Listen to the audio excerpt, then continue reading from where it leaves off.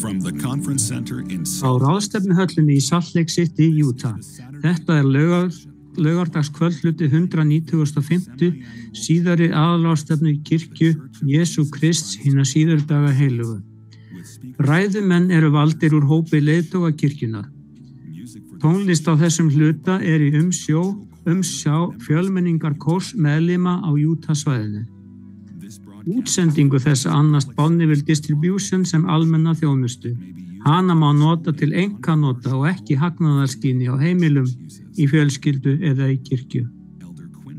Öldungur Quinton L. Cook í 12-pöstulasveitinni mun stjórna þessum hluta.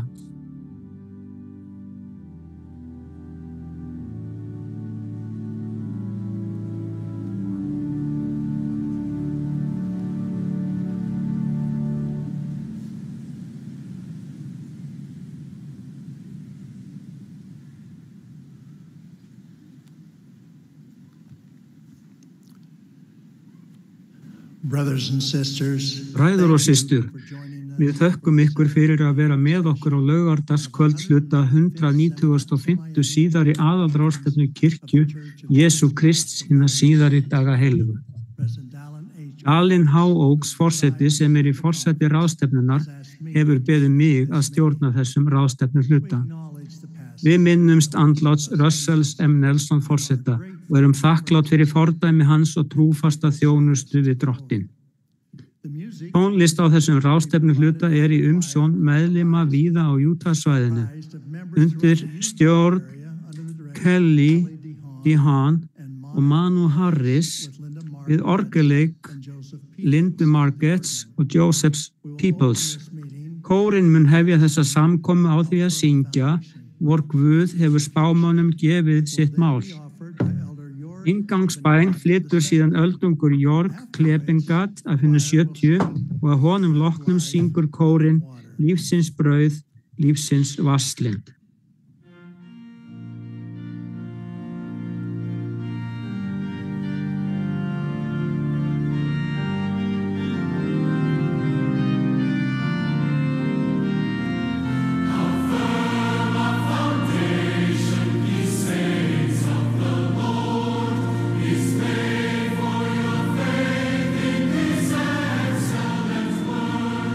What more can be said unto you?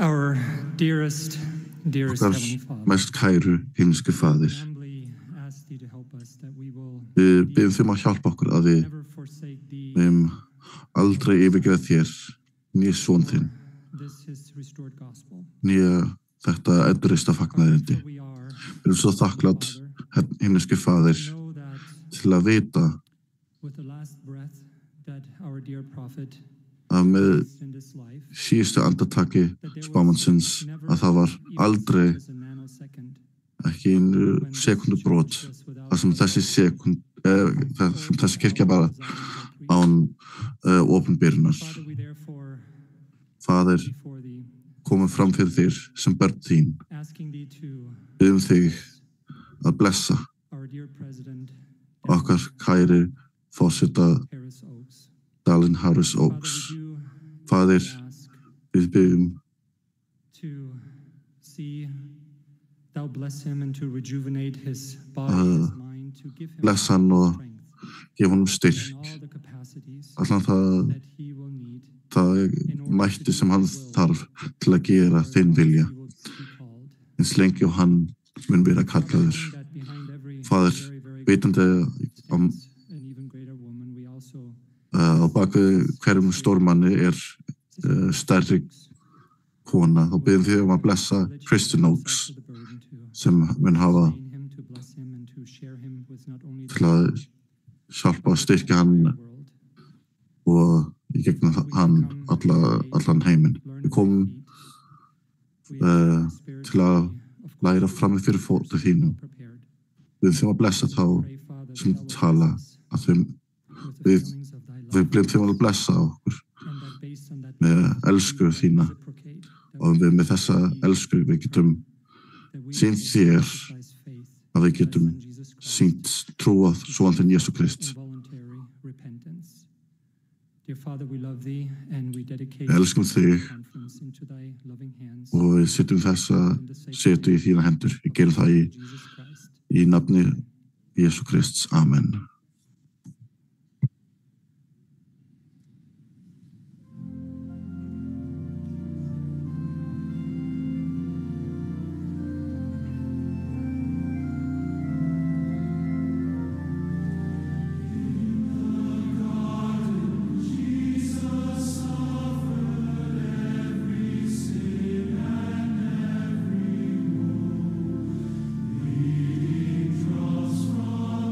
Every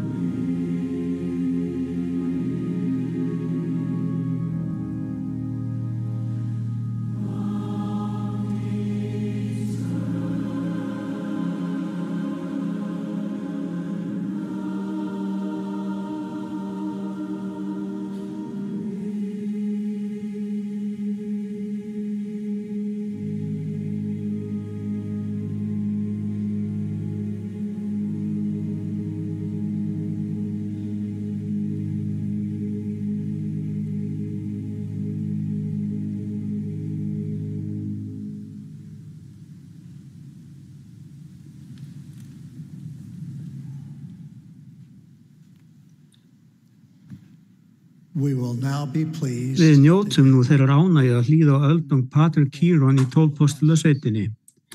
Að honum loknum heyrum við frá systur Joy Annette Dennis sem þjónar sem fyrsti ráðgjafi í aðalforsætisráði líknarfélagsins. Á eftir systur Dennis mun kórinn syngja Jesus is the way. Við munum síðan hlýða á öldungana Stephen C. Barlow og William K. Jackson af hinum 70.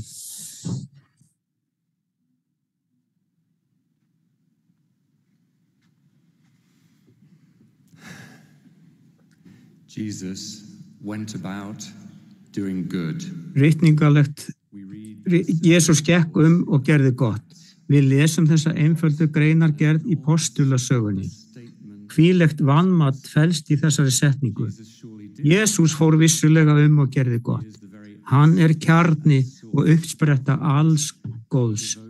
Hann helgaði öllu sínu jarðneska lífi því að gera gott. Hann miskunnsamur og náðugur, seinn til reiði og örlátur, óendanlega gæskuríkur og miskunn hans ævarandi. Hverskins tilraun til að lýsa eða draga saman gæsku hans og miskunn væri vanmat. Líkt og Jóhannes postuli reyndi að tjá, þá myndi sannarlega öll veröldin ekki rúma þær bækur sem þá yrðu ritaðar ef við reyndum að skrá hverja birtingu á gæsku frelsarans.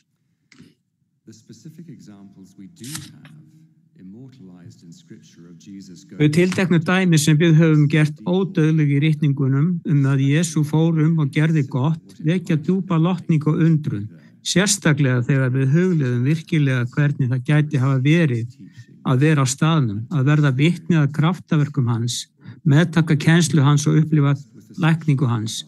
Hann ræddi við hina félagslegu útskúfuðu, hann snerti hina sjúku og óhreinu, hann færði þreyttum hugreistingu, hann kendi frelsandi sannleika og hann kallaði syndara til iðrunar. Öllum holdsveikum, blindum og saurlífskonum, hinum lömuðu, daufu og mállausu, hverri syrgjandi móður, örvæntingarfullum föður og syrgjandi ekkju, hinum fordæmdu, forsmáðu og þjáðu, hinum líkamlega eða andlega dauðu, bauð hann nýtt upphaf, já, enn og aftur yfirgengilegt vanmat.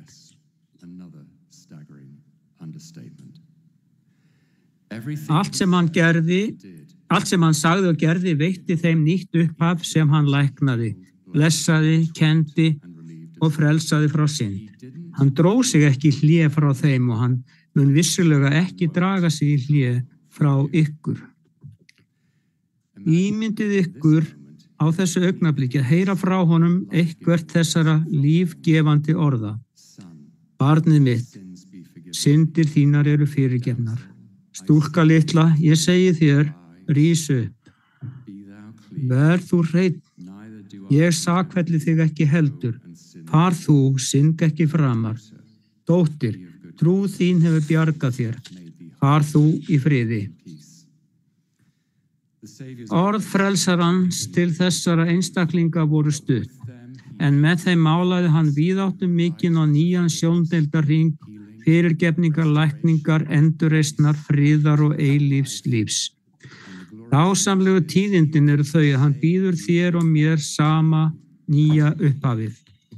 Öll getum við fengið nýtt upphaf fyrir tilstilli og sökum Jesú Krists. Jafnvel þú, nýtt upphaf kjarni áætlunar föðurins eru börn hans. Þetta kirkja nýs upphafs. Þetta kirkja ferskrar byrjunar. Við erum endurfædd í skírninni með vatni og andanum og getum lifað nýju lífi. Hversu mikla von veitir þetta nýja upphaf þeim sem hafa verið þjakaðir af byrðum syndar eða þjáðst af afleiðingum vandræða í lífinu og örðugra sambanda. Jesús þarfnaðist sjálfur ekki fyrirgefningar synda sinna eða fersks upphafs í lífinu, samt var hann skírður til að sýna okkur nákvæmlega leiðina að hinu nýja upphafi sem hann hefur markað hverju okkar. Og nýja upphafið okkar gerist ekki bara einu sinni. Okkur hættir til að halda að skírnin sé eina tækifærið okkar fyrir nýtt upphaf. Hún það ekki. Við höfum ekki bara eitt tækifæri. Þetta nýja upphaf getur gerst á hverjum degi. Sannarlega í hverri viku við neytum lítils brauðbita og drekkum vatn úr litlum bollallum minningar gjöf hins fullkomna frelsara okkar sem dó í þeim skýra tilgangi að veita okkur nýtt upphaf eins oft og við þurfum. Jesús gefur okkur nýtt upphaf eins oft og við þurfum. Með skuldbindingu og fögnuði yfir nýju lífi í Kristi getum við orðið nýr maður, þar sem hið liðna verður að engu og allt verður nýtt. Hvers slags léttir færir þess konar ný dögun þeirri sál sem heldur áfram að reyna með því að velja áfram trú á mátt frelsara okkar til að lækna og endurreisa, þrátt fyrir hörmuleg áföll þess að lifa í fallum heimi. Frelsarinn gafst aldrei upp á ásetningi sínum að framfylgja vilja föðurins og ljúka sínu guðlega friðþægingarverki, jafnvel í gegnum sársauka sem olli því að hann skalf, blauð, draup úr hverju svitaholu. Hann þjáðist á líkama og í anda og að hann bað þess að hinn beiski bikar yrði fjarlægður. Enn á ný sýndi hann okkur hvernig trúfast þolgæði gagnvart Guði lítur út. Með hverjum sáttmála sem við gerum og öllu sem við gerum til að halda hann, getum við hlotið nýtt hjarta og fyllri merkingu nýs anda. Smátt og smátt því meira sem við bjóðum gæsku hans í hjörtu okkar og rekum út sjálfseyðandi raddirnar í höfðu okkar, verðum við fólk hans og vegna þess að við gerum hann sannlega að Guði okkar. Jesús vill ákaft verða konungur okkar og hirðir og friðarhöfðingi og við verðum að velja að gera hann þannig í eigin hjarta og huga. Iðrun opnar okkur dyra nýju upphafi, ferskri byrjun og öðru tækifæri. Kenningar okkar kæra Nelsons forseta hafa eitt misskilningi guðlega gjöf iðrunar og ég held að við séum loksins að byrja að skilja það. Það spennandi að heyra ungmennin okkar lýsa hver merking iðrunar fyrir þau.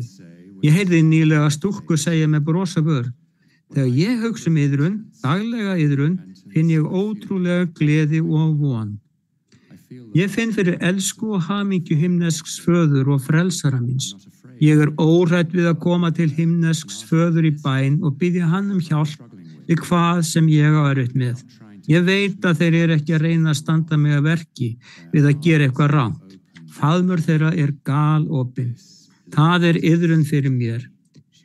Þessi stúlka skilur að vegna Jesús Krist getur hún fengið nýtt upphaf.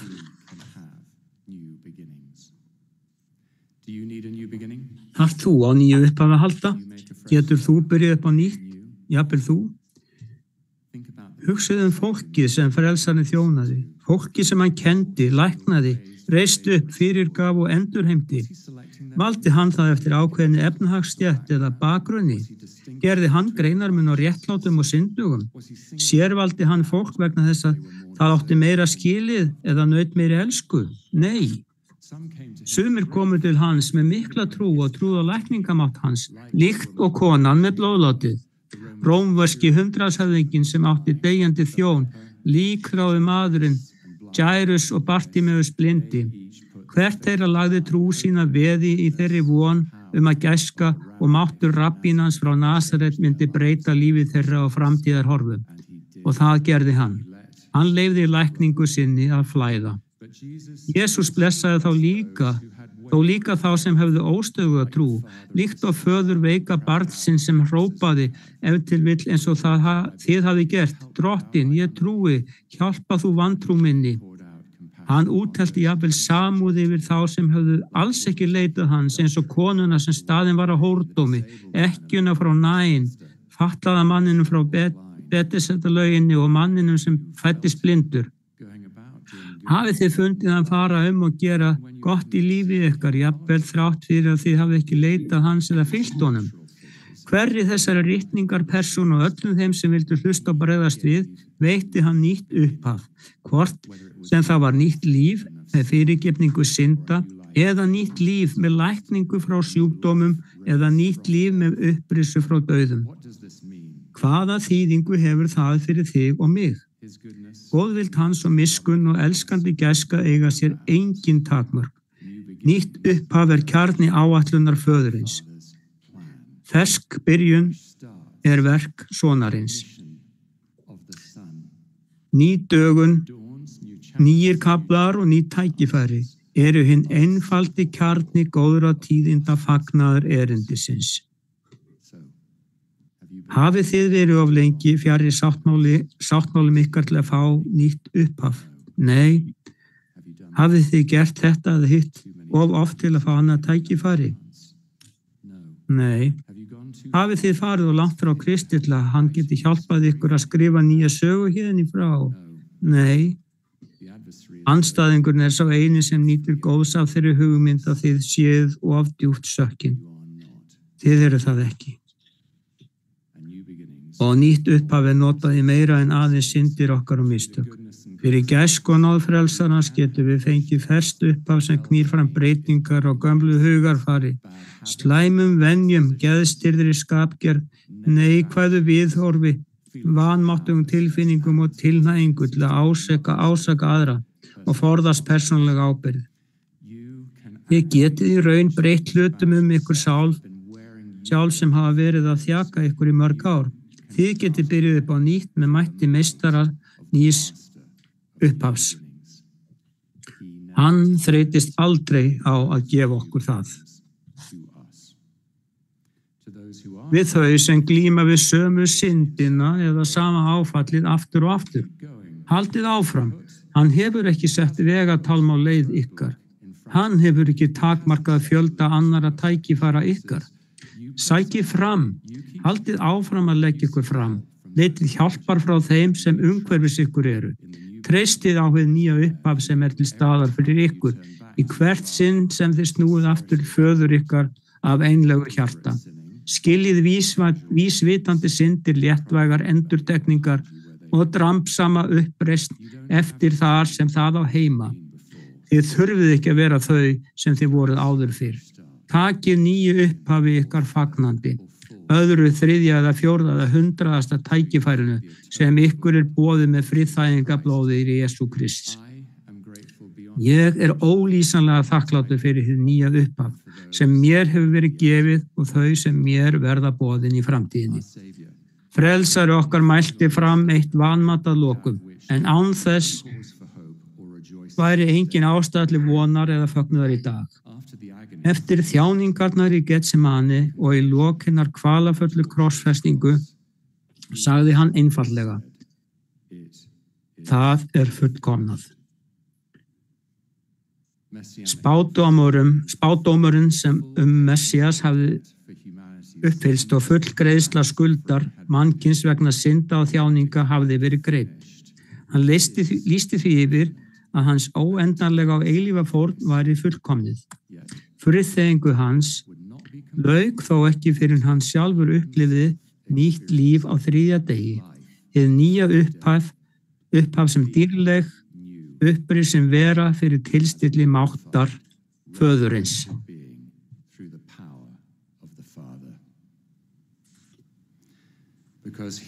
Þar sem hann gerði ætíð það sem var þóknarlegt föður hans og vegna þess að hann laut vilja föðurins í öllu, geta þú og ég átt nýtt upphaf. Takið á móti ykkar nýja upphafi, jafnvel í dag. Einmitt núna. Jesús Kristur höfundur og fullkomnari trúar okkar og skrifar með okkur óteljandi nýja kafla. Hann upphafið og endirinn, smánar okkar af þjáninga og upphaf nýs lífs í honum, sem leyfir okkur að skilja við fortíðin og byrja upp á nýtt með nýrri dögun eins oft og við þurfum. Sannarlega mun hans gæfa og náð fylgja okkur alla ævidaga okkar.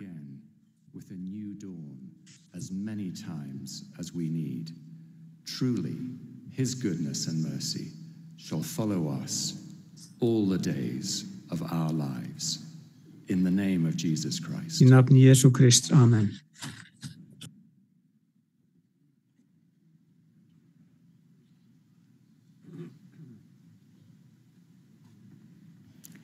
Nýlega las ég atburð sem snerti mig djúpt. Hann gerðist á bandarísku meistaramótinu í frjálsum íþróttum, keppni fyrir eldri borgara. Einn af þáttökundunum í 1500 metra hlaupinu var hinn 100 ára gamli Orville Rogers. Höfundurinn skrifar: Þegar skotið var úr ræsibyssunni þutu hlaupararnir af stað og Orville fór strax í síðasta sætið, þar sem hann var einn alla keppnina og rölti þar mjög hægt. Þegar síðasti hlauparinn á undan Orville kláraði átti Orville enn 2,5 hringa eftir. Nærri 3000 áhorfendur sátu hljóðir og horfðu á hann hreyfast hægt eftir brautinni, algjörlega, hljóðlega og óþægilega einsamall. En þegar hann hóp síðasta hringinn reis mannfjöldinn á fætur, fagnandi og klappandi. Þegar hann nálgaðist lokasprettin var mannfjöldinn öskrandi. Með fagnandi hvatningu þúsunda áhorfenda kallaði Orville eftir síðustu orkudroppum sínum. Mannfjöldinn braust út í gleði þegar hann fór yfir marklínuna og var faðmaður að keppinutum sínum. Orville veifaði auðmjúkur og þakklátur til mannfjöldans og gekk að brautinni með 9 vinum sínum.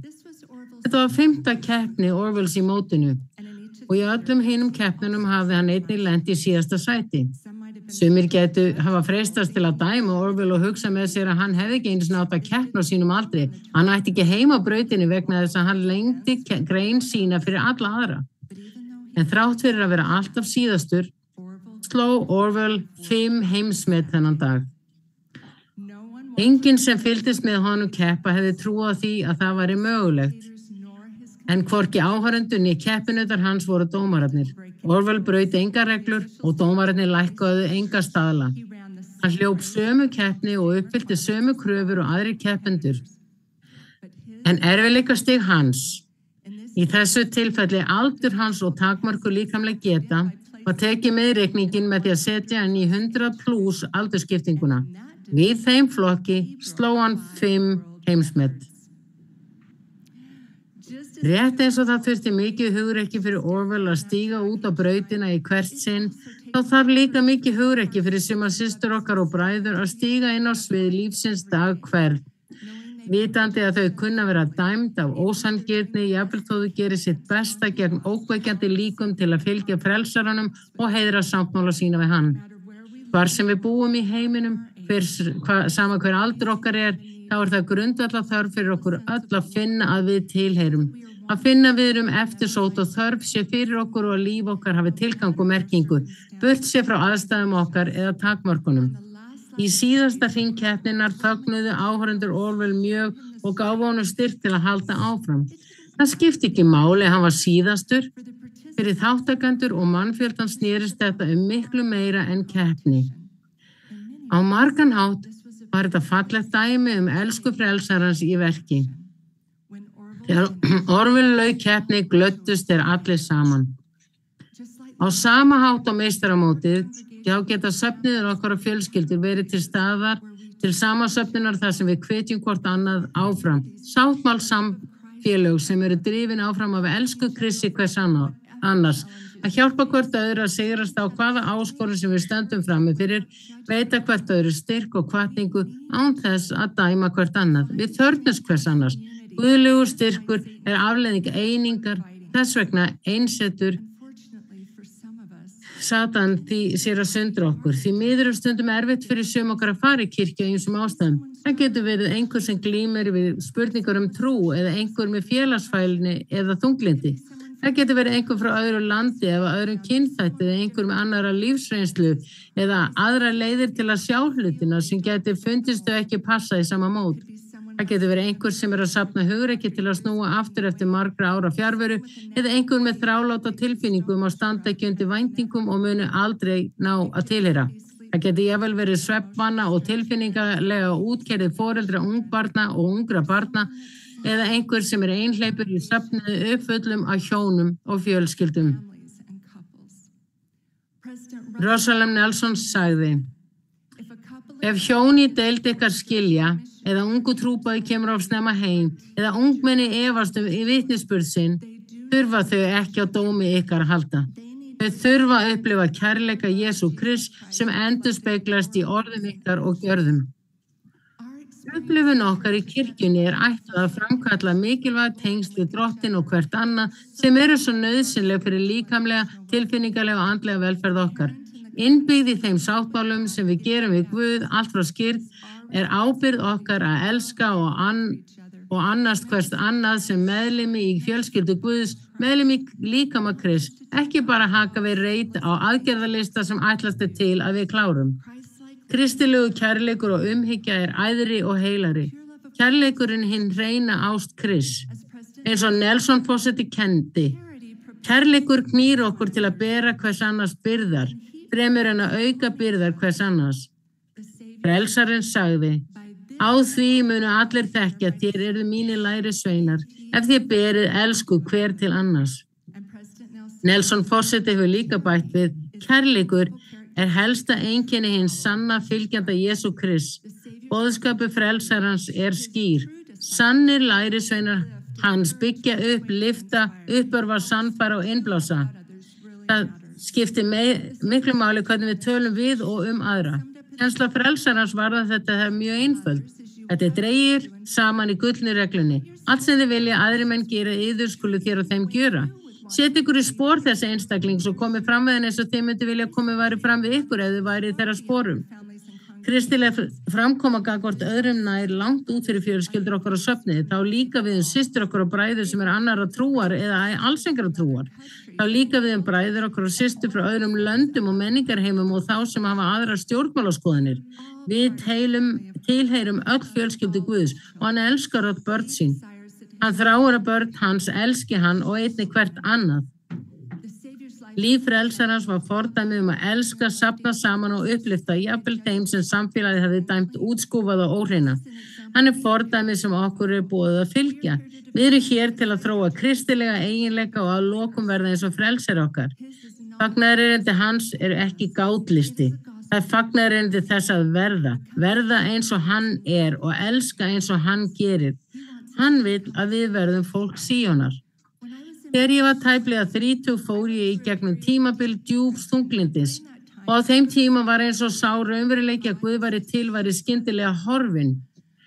Ég get ekki útskýrt tilfinninguna fyllilega öðruvísi en að segja mér fannst ég algjörlega týnd.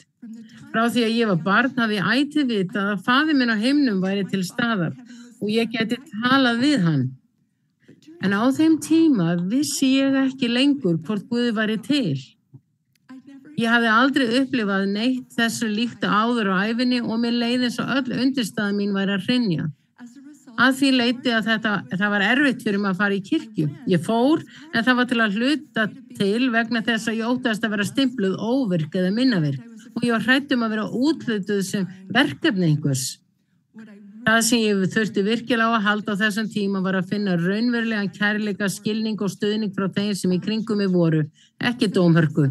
Sumar af þeim ályktunum sem ég var hrædd að fólk myndi draga mig væri að ég sjálf hefði dregið aðra þegar þeir komu ekki reglulega í kirkju. Þessi sársaukafulla persónulega reynsla kenndi mig dýrmæta leksi ástæðu þess að okkur hefur verið boðið að dæma ekki hvert annað ranglátlega.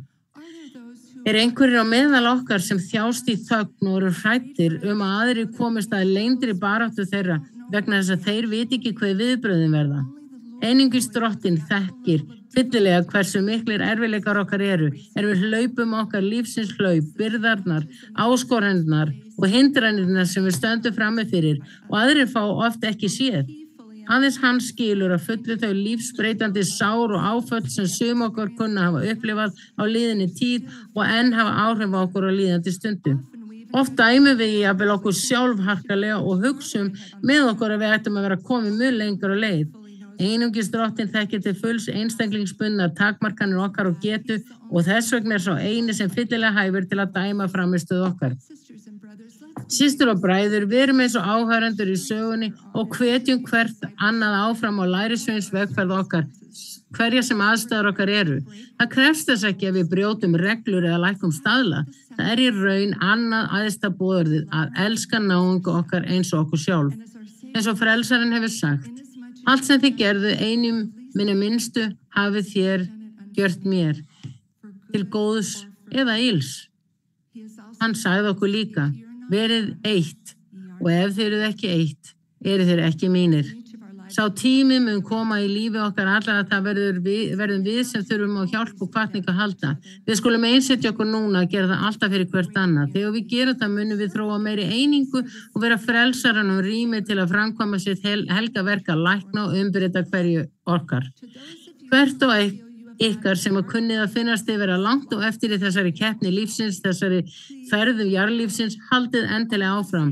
Einungis frelsarinn getur fyllilega dæmt stöðu ykkar á þessari stundu og hann samúðarfullur og réttvís. Hann hinn mikli dómari fyrir lífsins keppni og einungis hann skilur fyllilega erfiðleikastig hlaupsins sem þið hlaupið, gangið eða röltið í gegnum. Hann mun taka tillit til takmarkana ykkar getu, lífsreynslu ykkar og hina huldubyrða sem þið berið sem og þrá hjarta ykkar. Þið getu líka verið að slá tákgrænt heimsmet. Ekki missa vonina, haldið áfram, verið áfram. Þið tilheyrið vissulega, Drottinn þarfnast ykkar og við þörfnumst ykkar. Hvar sem þið búið í heiminum, hversu afskekt sem það kann að vera, hafið þá ætíð hugfast að himnesku faðir og frelsar ykkar þekki ykkur algjörlega og elsku ykkur fullkomlega. Þeir gleymi ykkur aldrei, þeir vilja leiða ykkur heim. Hafið augun á frelsaranum, hann í jarðstöngin ykkar, sleppið honum ekki. Ég ber vitni að hann lifir og þið getið treyst honum. Ég ber líka vitni að hann hvetur ykkur áfram. Megum við öll fylgja fordæmi frelsarans og hvetja hvert annað áfram bæn mín í nafni Jesú Krists. Amen.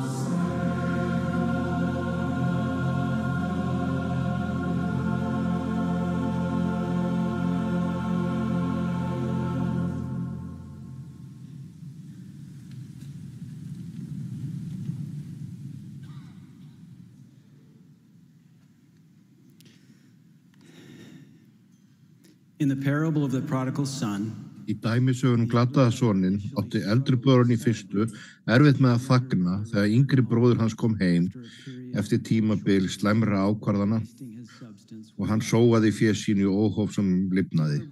Stolt og sjálfsréttlæti eldri bróðursins kom í veg fyrir að nyti gleðinnar yfir iðrandi heimkomu bróðursins. Við gætum líka að láta tækifæri líða hjá okkur án þess að láta ástvini okkar vita með orðum okkar og gjörðum af einlægri elsku okkar til þeirra. Í ritningunum eru mörg öflug dæmi einlæga elsku sem sýnd og hún meðtekin. Naomi og Rut, Ammon og Lamon í konungur, glataði sonurinn og faðir hans, frelsarinn og lærisinnar hans. Þegar elskaði gefin fúslega og meðtekin á einlægni og myndast dygðar hringur, þar sem elskan eykst milli bæði gefanda og þiggjanda. Elska Guðs fullkomin, óendanleg og varanleg og mjög gómsæt. Hún fyllir sálina ákaflega af miklum fögnuði. Samt sem áður getur verið erfitt að bera kennslu og elsku Guðs í lífi okkar. Hins vegar þráir okkar fullkomli kærleiksríki himneski faðir svo innilega við upplifum elsku hans. Hann talar við okkur svo við skiljum. Hann mun tjá elsku sína til okkar á þá vegu sem við sem einstaklingar getum skilið. Við getum upplifa elsku Guðs til okkar þegar við horfum á fegurð náttúrunnar eða fáum svör við bænum eða hugsanir komu upp og einmitt þeirri stundur við þurftum á þeim að halda eða þegar við upplifum gljúfar gleðistundir. Mesta birtingamynd elsku himnes föður til okkar sem hefur áhrif á bæði huga og hjarta þegar hann leyfði áskærum syni sínum að bjóða sig fram sem sá friðþægði. Líkt og eldri bróðir glataða sonarins beinist athygli okkar oft að okkur sjálfum. Við erum svo upptekin af því að leita birtingamyndum elsku Guðs til okkar og við verum pirruð þegar við sjáum þær ekki. En fallega þess vegna svo að því meira sem við einbeitum okkur af því að sýna elsku okkar til Guðs, í auðveldar eigum við með að bera kennslu á elsku hans til okkar. Kannski var það þess vegna sem frelsarinn svaraði spurningunni: Meistari, hvert þitt æðsta borðor í lögmálinu? Með þessu einfalda og mikilvæga boði: elska skalt þú drottinn Guð þinn af öllu hjarta þínu, allri sálu þinni og öllum huga þínum. Stundum svo leið sem við sýnum þeim elsku okkar sem okkur þykir vænt ekki endilega hentug. Þar sem þau bera kennslu og elsku með öðrum hætti. Þetta getur vakið gremju bæði hjá þeim sem gefur og þiggur. Það gæti verið gagnlegt að spyrja þau sem við elskum hvernig þau bera kennslu á tjáðun kærleika. Á sama hátt ef við viljum sýna Guði elsku okkar, ættum við að skilja hvernig hann þekkir okkar persónulegu kærleikstjáningu. Sem betur fer hefur hann skýrt útlistað nokkra leiðir í ritningunum sem við getum sýnt honum elsku okkar. Í fróðlegum samskiptum Péturs og eins uppreisna drottins við Tíberíasvatn lærum við leiðir til að sýna drottni elsku okkar. Jesús sagði við Símon Pétur: Símon Jóhannesson, elskað þú mig meira en þessir? Hann svaraði: Já, drottinn, þú veist ég elska þig. Lykilsetningin í þessu versi elskað þú mig meira en þessir. Við sýnum drottni elsku okkar þegar við setjum hann ofar þessu og þetta. Getur verið hver sem hvaða atvik sem eða hvað sem kemur í veg fyrir að hann sé mikilvægasti áhrifavaldurinn í lífi okkar.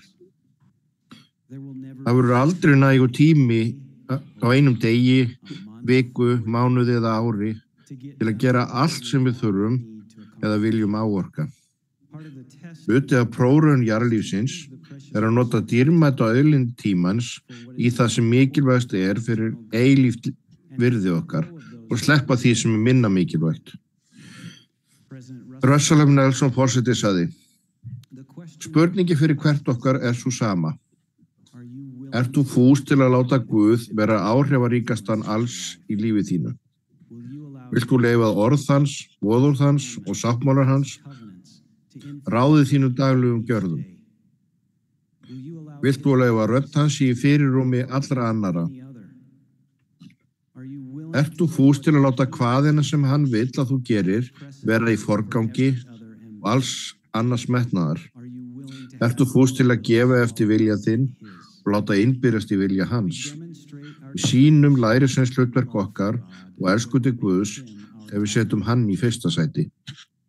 Í næsta versi þessara sömu umræðu milli Péturs og frelsarans lærum við aðra leið sem drottið þekkir kærleikstjáningu okkar.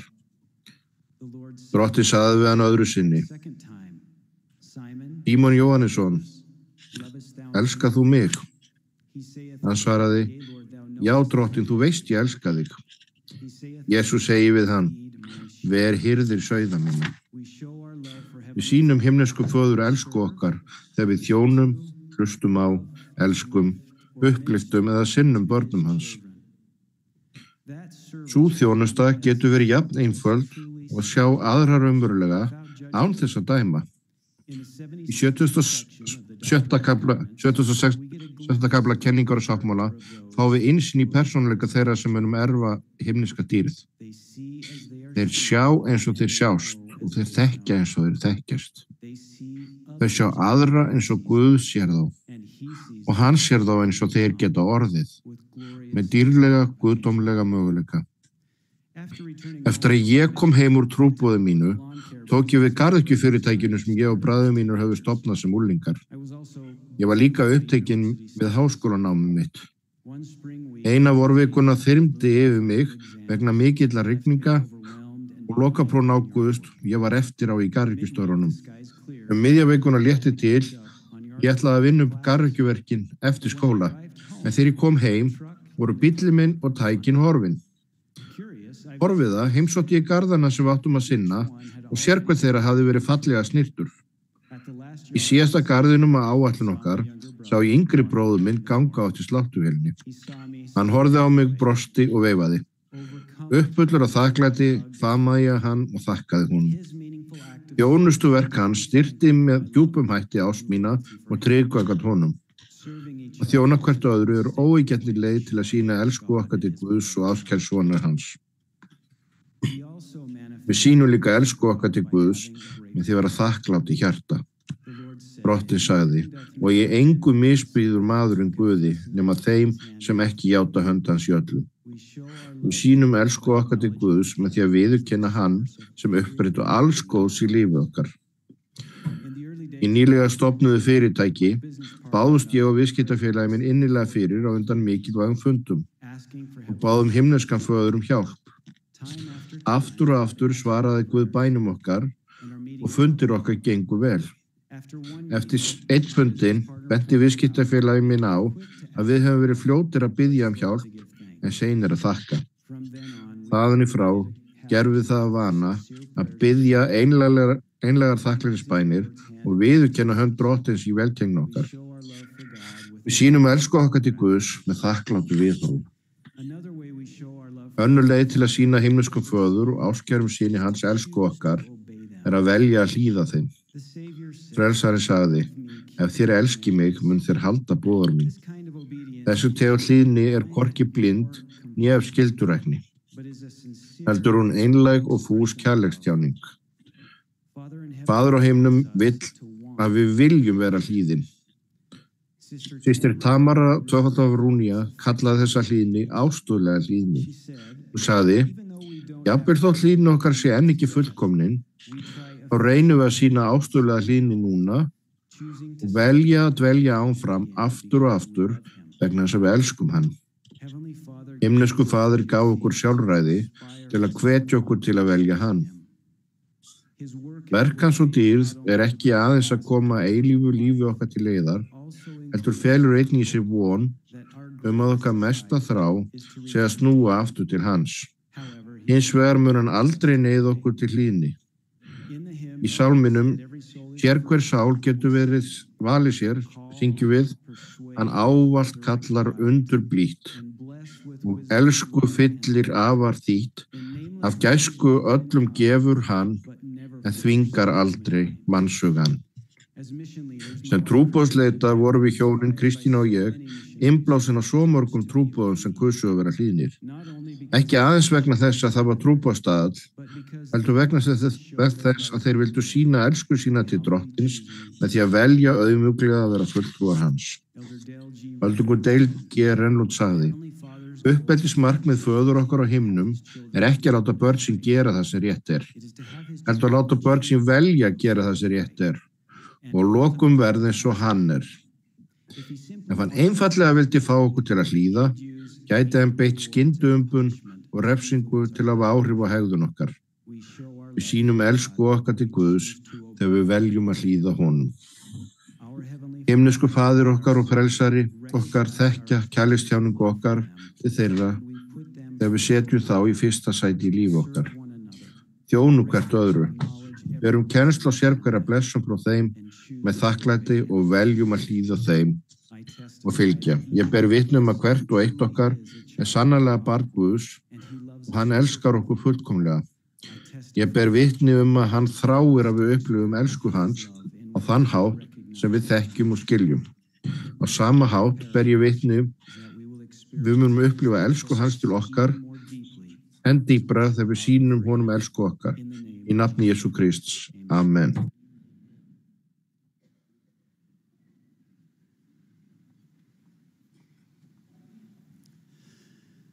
Christ is the good shepherd. Kristur er góði hirðirinn. Sérhver í hjörð honum er honum dýrmætur. Hann var fyrirmynda hirðisþjónustu og kenndi okkur í orði og verki eiginleika hins góða hirðis. Þar á meðal að þekkja sauðin okkar með nafni, elska þá og finna þá sem týndir eru, næra þá og lokulega þá aftur heim.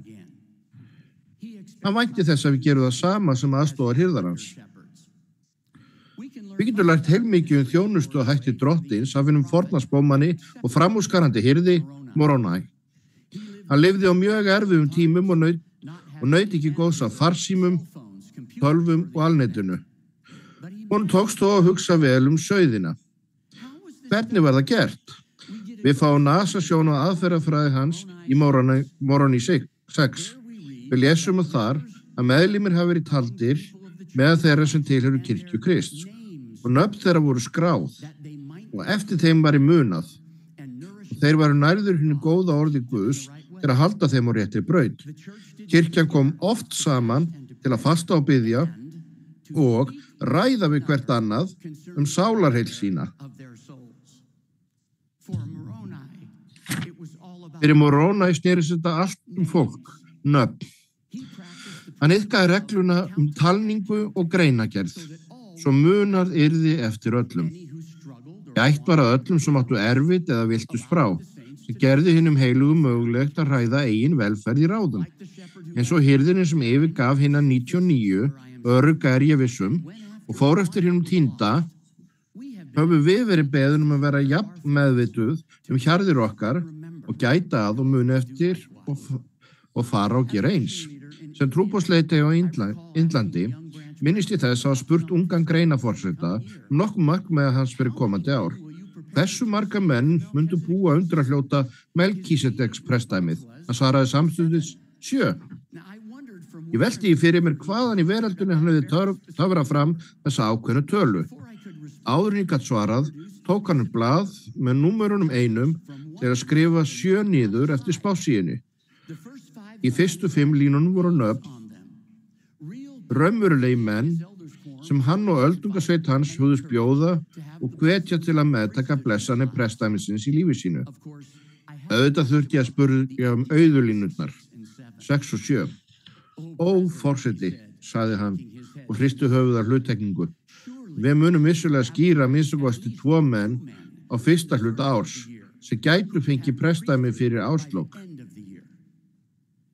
Þessi leiðtogi skildi lögmál, talningar og greinagerðar.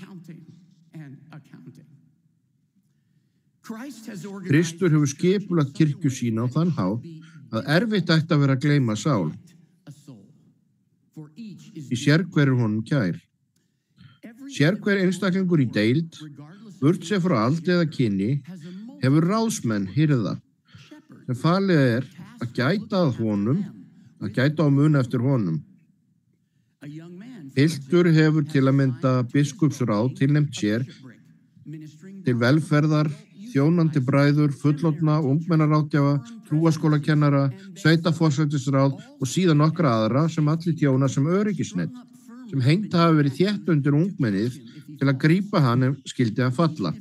Jafnvel þótt aðeins eitt net sé réttilega staðsett, verður þessi piltur öruggur, að honum gætt og eftir honum munað.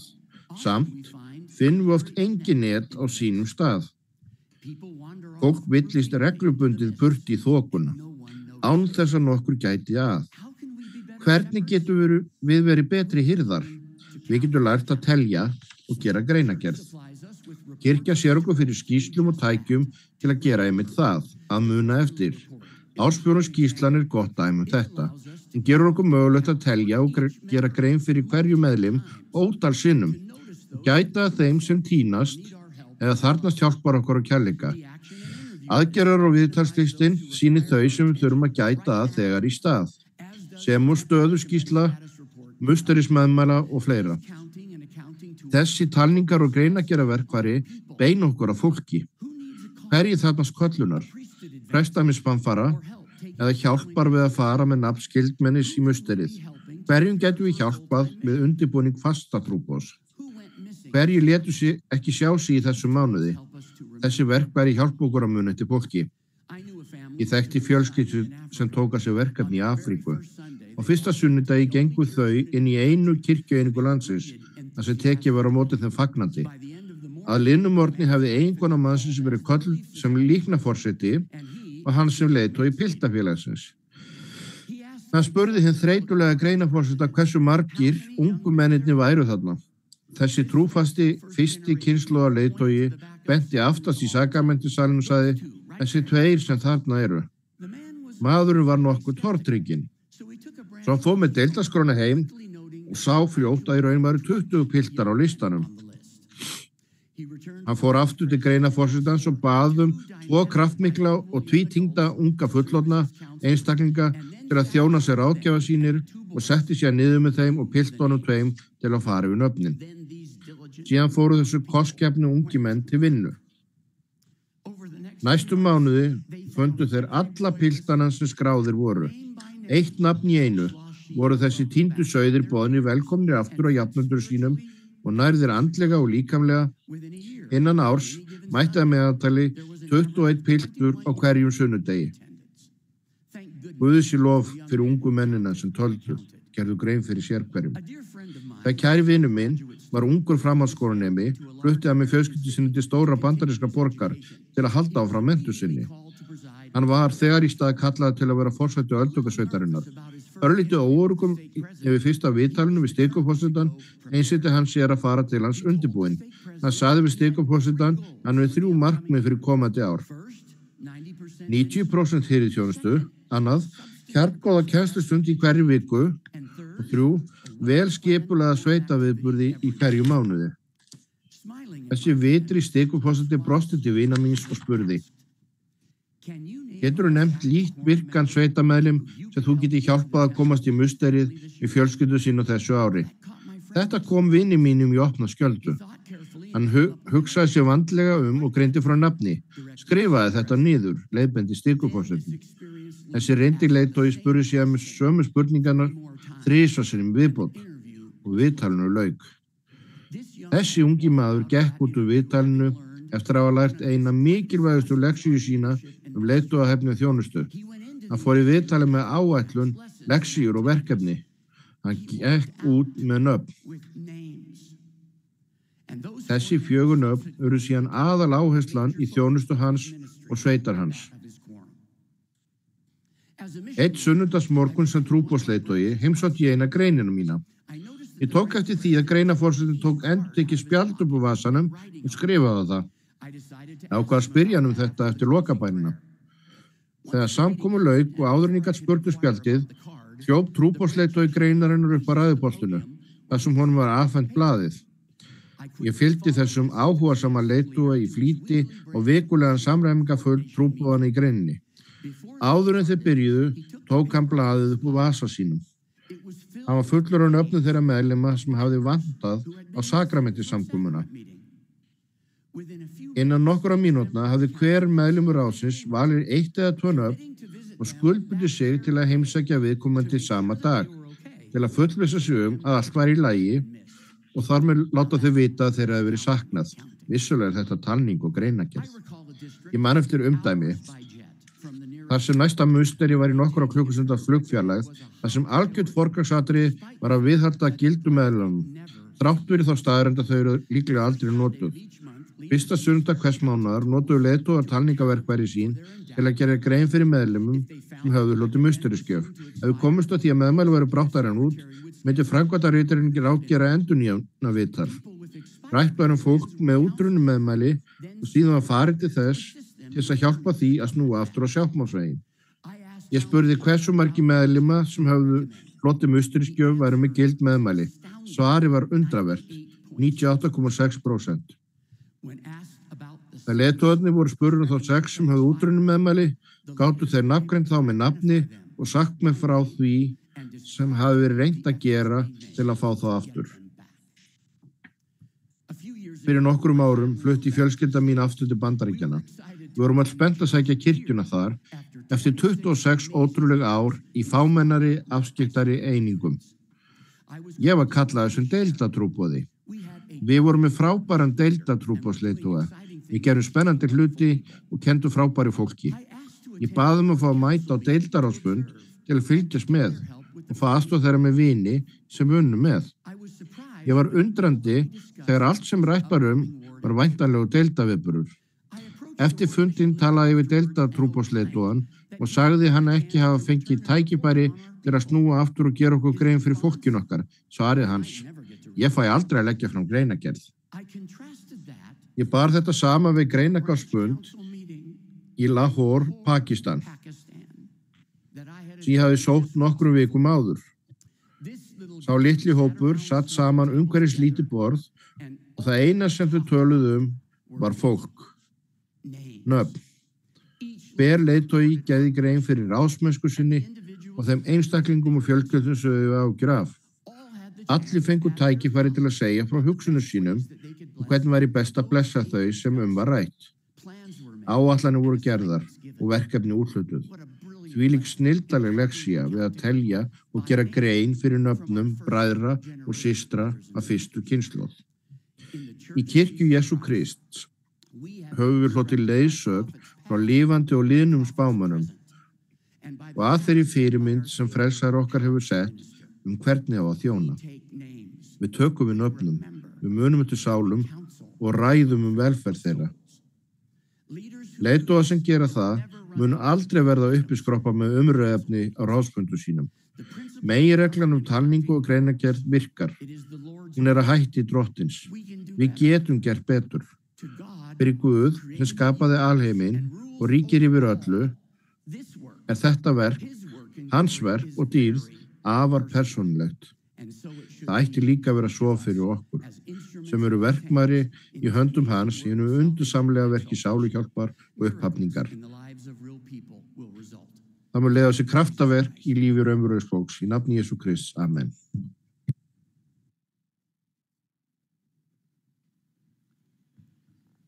Við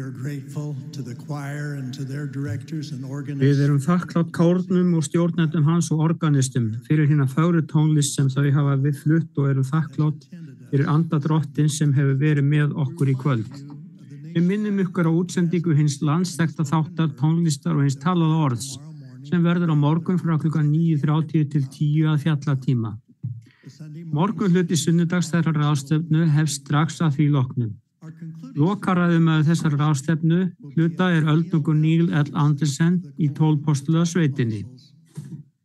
Eftir að öldungur Anderson hefur talað mun kórinn syngja Ó, hve við erum sæl. Lokabæn flytur síðan öldungur I. Raymond Egbo af hinnum 70.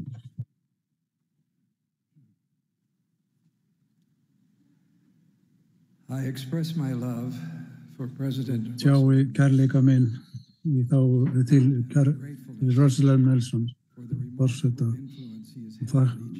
og undraverð áhrif sem hann hefur haft á líf okkar.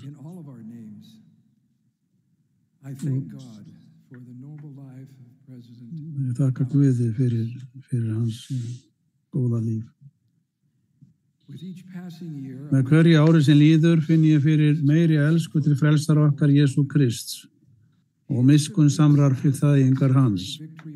Æðsta fórn hans að tryggja sigur yfir dauða og synd áhrifamesta framlag allra mannkynssögunnar. Að skilja guðlega gjöf hans fyrir mig opin himnesk kennsla sem mun halda áfram handan grafar. Hinn máttuga samúð frelsarans við að fyrirgefa syndir og græða sára völdum synda annara undursamlegasta birtingarmynd elsku Guðs. Ég vil bjóða þeim von sem leita fyrirgefningar vegna alvarlegra synda og veita þeim huggun sem leita sér lækningar eftir sársauka alvarlegra synda annara. Lækningu og fyrirgefningu má finna í fyllingu sinni í friðþægjandi elsku Jesú Krists. Ef þið hafið dríkt alvarlegar syndir og þráið að iðrast fyllilega og finna hina ólýsanlegu gleði fyrirgefningar, viti þá að þetta kraftaverk bíður ykkar. Frelsarinn mun látlaust kalla komið til mín. Að styrkja trú ykkar og frelsar ykkar Jesú Krist mun glæða strá sálar ykkar til að þekkja hann. Trúa á hann og fela honum hjarta ykkar. Enos spurði eigin fyrirgefningu. Drottinn, hvernig má það vera? Drottinn svaraði vegna trúar þinnar á Krist, sem þú hefur aldrei fyrr heyrt eða séð. Og Moroni bætti við, ef þér hafnið allu óguðlegu og elski Guð af öllum mætti yðar hugástir, þá bregst yður eigin náð hans. Að snúa frá synd, snúa sér til Guðs og styrka trú sína á Jesú Krist dásamleg byrjun. Að lúta vilja Guðs á auðmýkt felur í sér að játa alvarlega synd fyrir biskupi ykkar eða greinaforseta, en fullnaðar fyrirgefning ykkar kemur frá frelsaranum. Fyrirgefning guðleg gjöf sem veitist fyrir náð Jesú Krists. Þrá til að snúa sannlega aftur til Guðs felst í staðfestu að vera algjörlega heiðarlegur við himneskan föður, sjálfan sig við þá sem skaðast hafa og prestaminsleiðtoga ykkar. Himneskur faðir gleðst yfir þeim ásetningi ykkar að koma til hans með sundurgrami hjarta og sáriðrandi anda. Að hafa sáriðrandi anda að fela sig í hendur Guðs af auðmýkt. Það að hafa sundurgrami hjarta vekur það sem Páll sagði, sem lýsti sem guðlegri sorg, djúpri þrár sálarinnar til að snúa aftur til hans, hvað sem það kostar. Þrá ykkar fær ykkur til að vilja laga það sem þið hafi brotið. Þið biðjið þess samt einlæglega þið gerið ykkur ljóst að sumt ekki á ykkar valdi að bæta, að Drottinn fyrir náð sína muni hjálpa við að lækna þau sem hafa verið særð vegna gjörðar ykkar. Oft sársauka-fullt og erfitt að yfirstíga afleiðingar alvarlegra synda gegn öðrum. Eru þið að fylgja fordæmi svona Móse sem kappkostuðu að bæta úr öllu sem þeir höfðu gert? Talið við þá sem þið berið virðingu fyrir það sem þið sjáu kannski ekki. Þegar ég var að undirbúa þessa ræður fekk ég óvæntan netpóst frá einstaklingi sem var í ferli þess að iðrast og óskaði þess að koma aftur í kirkju. Fyrrverandi eiginkona hans þjáðist enn af missi eilífs hjónabands þeirra, erfiðleikum með börnin, missis fjárhagslegs öryggis og að geta haldið í við útgjöldin og kæfandi tilfinninguna þess að vera svikinn. Hann sagði mér frá því hvernig prestaminsleiðtogi hans fann sig knúinn til að biðja hann að hugleiða í bænarhug hvað meira hann gæti gert fyrir fyrrverandi eiginkonu sína og börn. Með leyfi deili ég hluta af netpósti hans. Í fyrstu hélt ég að peningarnir sem ég lét af hendi í skilnaðarúrskurðinum væru meira en rausnarlegir. En greiningarforseti minn hvatti mig til að biðja fasta vegna þess. Í upphafi Límdi ég við hugmyndina frekari yfirbót þar sem syndir mínar voru ekki fjárhagslegar. Velti ég fyrir mér hvað örlátar bætur þýddu í raun, en mér var fljótlegast að málið snerist ekki bara peninga. Prestdæmisleiðtogar mínir hittu fyrrverandi eiginkonu mína og börn mín og þeim var ljóst að þau áttu enn í erfiðleikum og hefðu ekki náð bata. Nýja markmið mitt var að halda áfram í trú. Ég lét einfaldlega í ljós löngun mína til að hjálpa án okkur að skilja það. Ég ákvað að senda fyrrverandi eiginkonu minni ákveðna upphæð hvers launaseðlis sem var umtalsverður hluti af nettolaunum mínum. Rétt áður en fyrsta greiðslan var innt af hendi lagði drottin áherslu á að ég þurfti að greiða tvöfalt á upphæð. Ég hef lært að yfirborð snýst ekki bara peninga. Hún snýst að helga líf sitt drottni af auðmýkt. Peningarnir eru til að bæta upp fyrir það sem ég tók frá fjölskyldu minni vegna slæmra ákvarðana minna. Hún snýst að gefa og standa við loforð, án þess að búast við neinu í staðinn og að hjálpa henni að hafa ekki áhyggjur af reikningum svo hún geti leitað andans. Viðleitni ykkar við að endurleysa það sem þið brutuð hefur kannski ekkert með peninga að gera. En ef þið ráðgist við drottinn og auðmýkt gæti þið komist að því að það er meira sem þið geti gert. Þegar þið leitið fyrirgefningar drottins verið þá þolinmóð, þið bíðið eftir fullri velþóknun hans og íðu þá þetta ritningavers. Þau auðmýktu sig niður í djúp auðmýktar og ákölluðu Guð hástöðum. Já, jafnvel allan liðlangan daginn, en drottinn var tregur til að heyra róp þeirra vegna misgjörða þeirra. En engu að síður heyrði drottinn róp þeirra og tók að létta byrðar þeirra og smám saman tók þeim að vegna betur. Verið þolinmóð því að drottinn veitir ykkur blessanir sínar og velþóknun smátt og smátt. Á tíma drottins munið þið skynja rödd hans segja við ykkur, lát þetta ekki angra yður lengur. Dag einn þið haldið áfram að snúa ykkur til frelsarans, mun himnesku faðir ykkar létta sektinni af hjörtum ykkar fyrir verðleika sonar síns. Ykkur sem hafi verið særð á svo óréttmætan hátt vegna alvarlegra synda annara þrái ég að miðla kærleika og samúð frelsarans, huggun hans og friði. Dapurleikin sem þið hafið upplifað, harmurinn, missirinn, kæfandi tilfinningin að vera svikin, umturnun lífs ykkar, frá því sem þið ímyndið ykkur það yrði, ég fullvissi ykkur algjörlega að frelsarinn þekkir og elskar ykkur. Leiti til hans, hann huggun ykkar og styrkur, hann mun senda engla sína til ykkur til stuðnings. Hvenær hverfur sársauki ykkar, dregur úr sorginni, gleymast óæskilegar minningar, ég veit það ekki. En þetta veit ég. Hann hefur máttinn til að gefa ykkur höfuðdjást í stað ösku þjáninga ykkar. Áskæri bræður okkar og systur í Grand Blanc, Michigan, hafa og munu hljóta ríkulega af óviðjafnanlegum kærleika og friði frelsarans í ótröðri trú sinni á Jesú Krist, vegna hugrekis síns og óeigingirni. Þegar þið haldið áfram að setja traust ykkar á hann, munu ský myrkurs ykkar og grátur angistar nætur umbreytast í fossandi tár gleði og friðar í ljóma morguns. Hryggð okkar mun snúast í fögnuð og enginn tekur fögnuð yðar frá yður. Sú stund mun koma. Ég ber vitni að hún mun koma. Hægt að finna friðþægjandi elsku Jesú Krist í erfiðum aðstæðum, en við þörfnumst öll stöðugt friðþægjandi náðar frelsara okkar.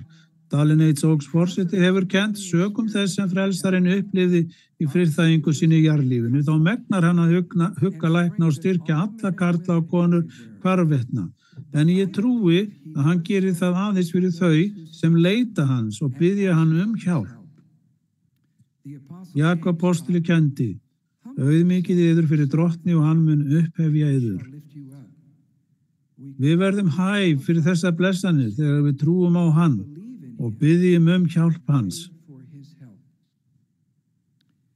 Ég fékk leyfi frá mínum kæra vini og aðalhaldafa sem látið hefur af störfum öldungi Robert E. Wells, nú 97 ára gamall, til að miðla upplifun hans fyrir 60 árum. Þegar Robert Wells, þá 32 ára, og eiginkona hans Merrill byggu í Paraguay árið 1960 og hann starfaði sem alþjóðlegu bankastarfsmaður, voru þau bæði flugmenn í 2 mismunandi flugvélum sem flugu heim frá Uruguay til Paraguay.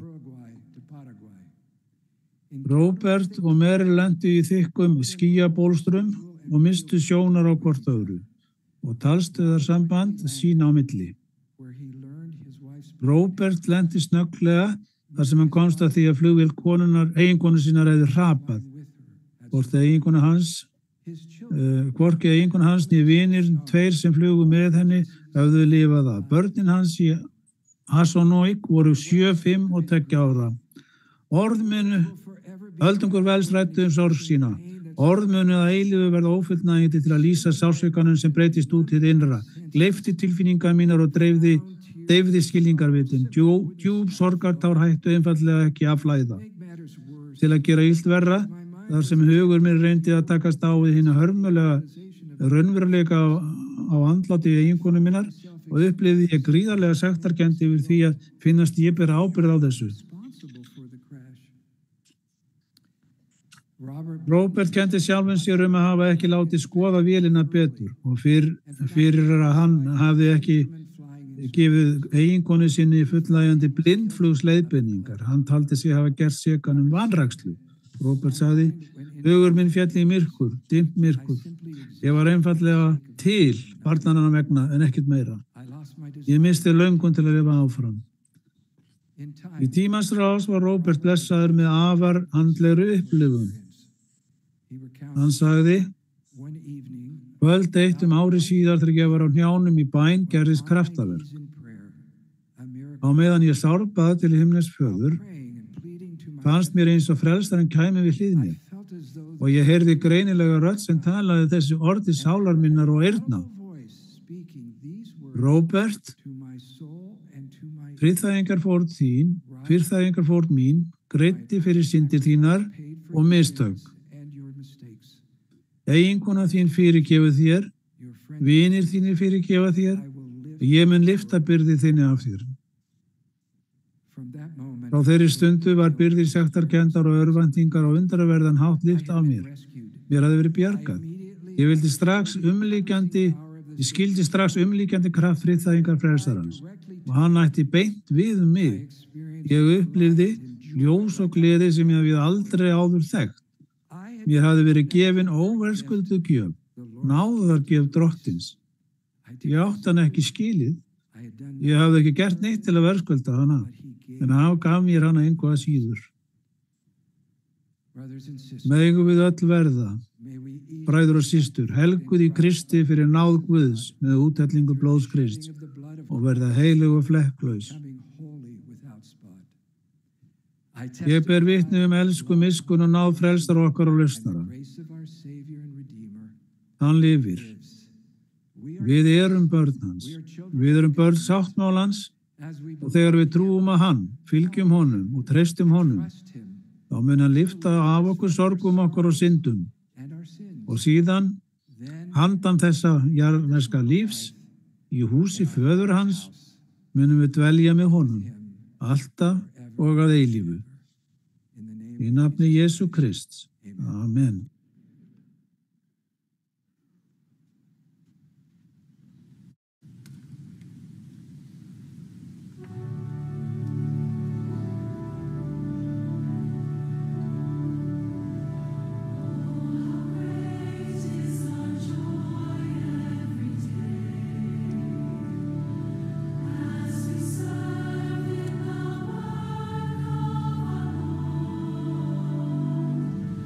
Was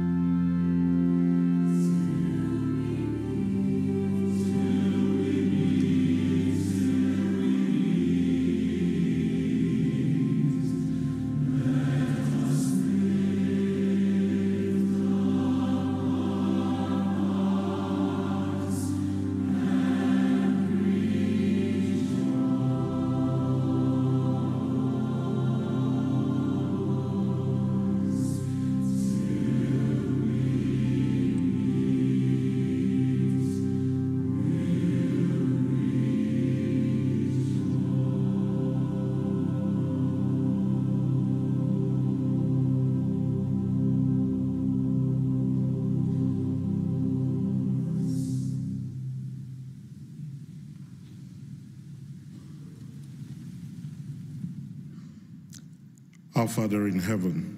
Okkar Faðir á himnum.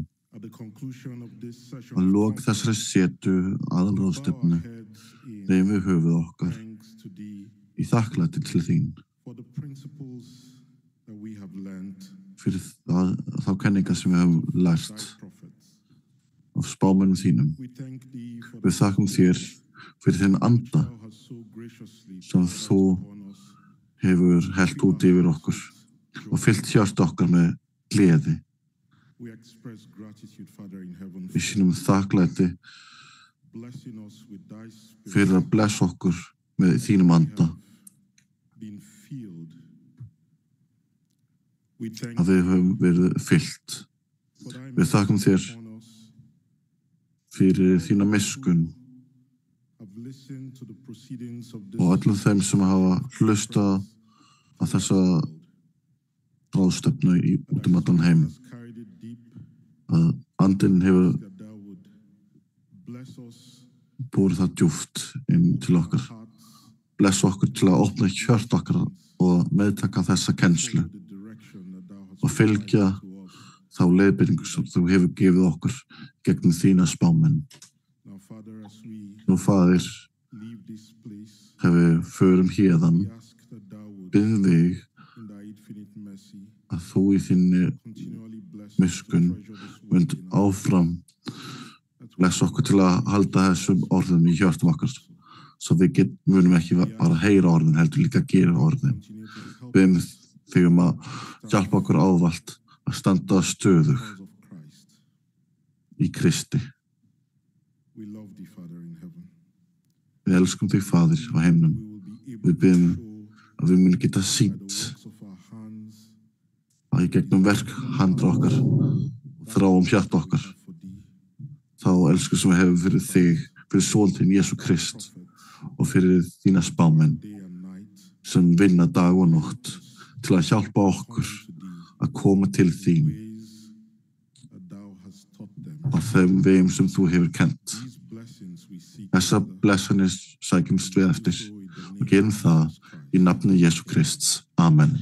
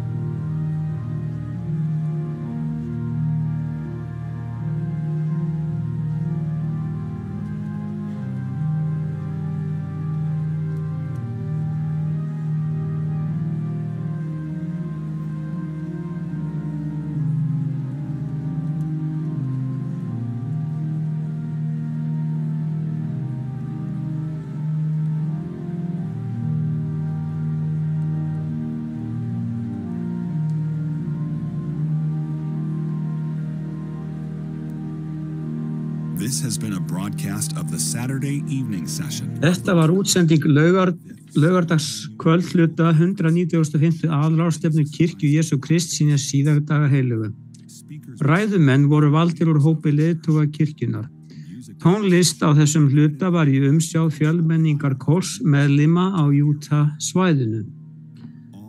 Öllum velkomið að skoða og miðla boðskap þessarar og annarra ráðstefna á churchofjesuschrist.org. Útsendingu þessa annast Bonneville Distribution sem almenna þjónustu. Hana má nota til einkanota og ekki í hagnaðarskyni á heimilum, í fjölskyldu eða í kirkju. Höfundaréttur 2025 Intellectual Reserve Incorporated, allur réttur áskilinn.